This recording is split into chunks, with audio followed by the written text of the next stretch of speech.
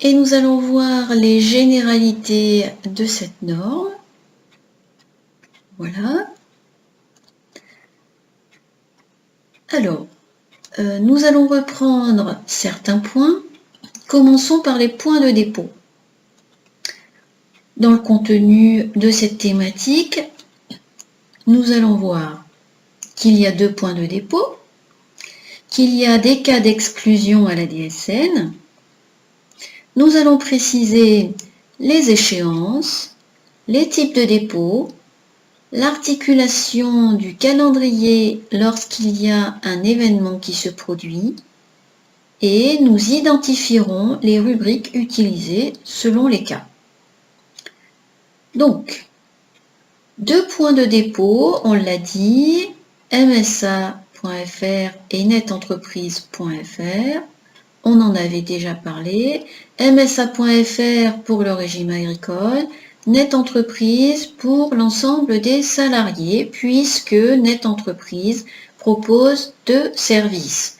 Un service pour le régime agricole et spécifiquement pour les salariés du régime agricole, et un service du régime général qui, lui, va concerner les autres salariés à l'exclusion de ceux qui relèvent du régime agricole. Comment le choix du dépôt est-il contrôlé? Ce point de dépôt est contrôlé par les services DSN au niveau du régime d'assurance maladie obligatoire qui est renseigné à la rubrique 18 du bloc 40 de la structure 21. Les entreprises mixtes, dont certains salariés relèvent du régime agricole, devront faire 2 déclarations DSN distinctes.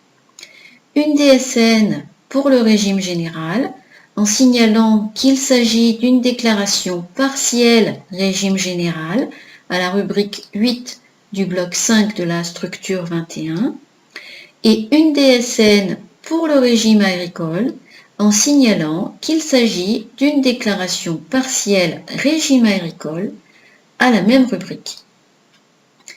Certains salariés sont exclus de la procédure déclarative DSN, notamment ceux qui sont exclus du champ de l'assurance chômage, vous les connaissez, ce sont notamment les mandataires sociaux sans contrat de travail, ceux qui relèvent des régimes spéciaux particuliers. Ils sont identifiés par des informations qui apparaissent au bloc contrat, donc c'est le bloc 40, aux rubriques 20 et 35, qui renseignent le code délégataire du risque maladie et le code régime de base risque vieillesse.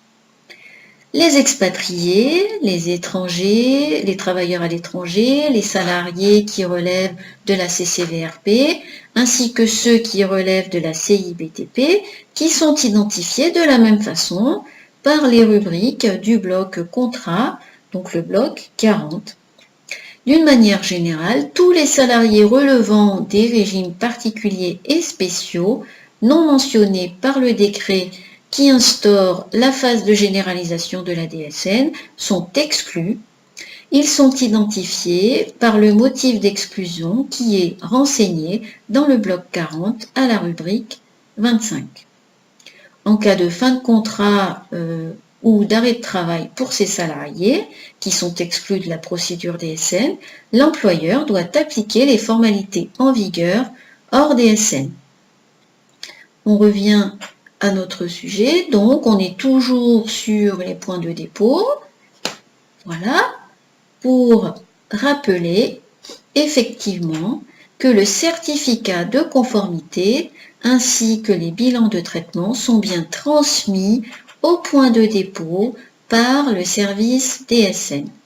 Donc on ne va pas revenir dessus, on a dit qu'il fallait aller consulter son tableau de bord pour les recueillir. Le dépôt s'effectue le 5 ou le 15 du mois.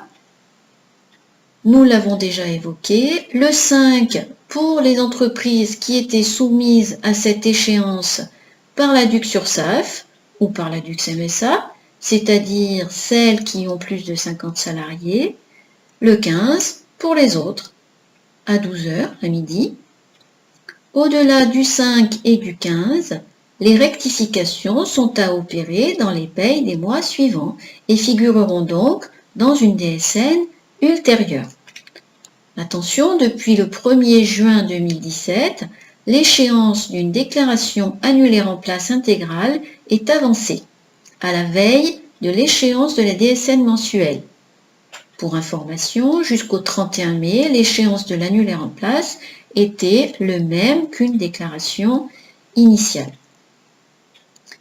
Deux types de dépôts, un dépôt test ou un dépôt réel.